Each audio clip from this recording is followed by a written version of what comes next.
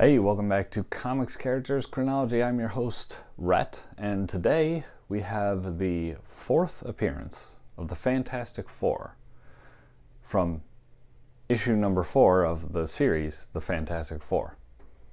I know there's this idea of like the golden birthday, so like for me, I was born on May 8th, so my 8th birthday was the golden birthday.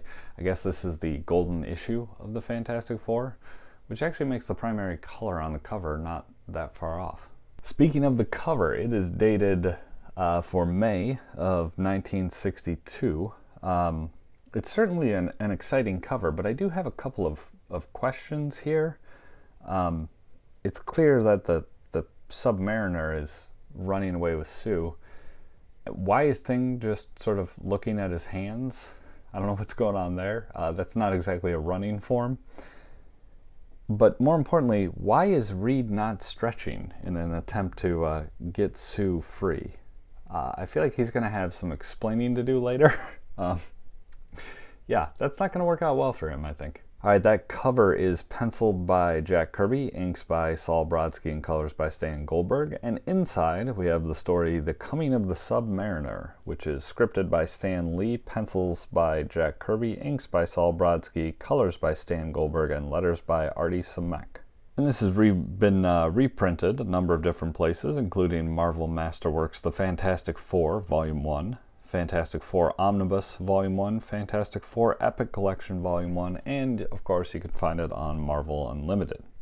Alright, Johnny, who you'll remember left the team at the end of the last issue, happens to be downtown in a more rundown part of the city and finds a man who has some super strength but doesn't know who he is. So Johnny gives him a quick shave and cleans him up a little bit and discovers it is in fact the Submariner who's been missing for a number of years. Johnny drops the Submariner into the sea, which causes his memory to return, but when he swims back to his home, he finds it glowing with the effects of radiation, which he assumes is from nuclear testing. Submariner then sends a sea monster to attack New York City, but the FF manages to stop it. However, Submariner gets his hands on Sue and would like to run away with her, and tells her that if she comes with him, he will leave the rest of humanity alone. However, before this can happen, Johnny creates a vortex by flying quickly, and that pulls Submariner back out to sea, although we get the idea that we haven't seen the last of him. Alright, so let's talk about the absurdity of how this sea monster was defeated. The Thing straps a nuclear bomb to his back. He straps a nuclear bomb to his back and climbs into the sea monster, sets it to detonate, and sprints out as quick as he can before it goes off. This is quite a Jonah and the Whale story.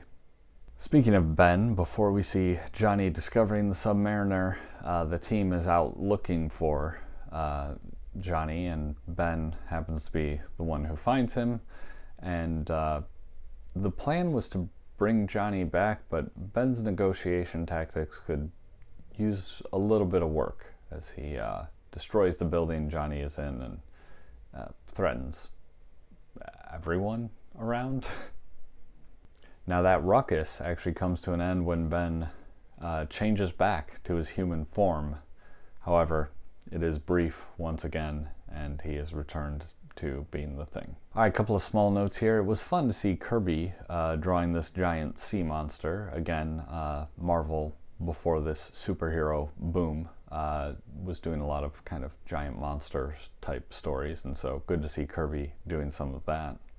Also, curious question here. Is it comfortable to wear gloves all the time? We see Reed and Sue just standing around inside talking about the need to find Johnny, and they're just wearing gloves. I don't know. If I'm wearing something on my hands when I come inside, first thing I do is take them off. I don't think I could just wear gloves around inside. And lastly, there's some not so subtle advertising about the Hulk throughout this issue. We get word that the Hulk is coming, and so that's a character who is clearly on his way very soon.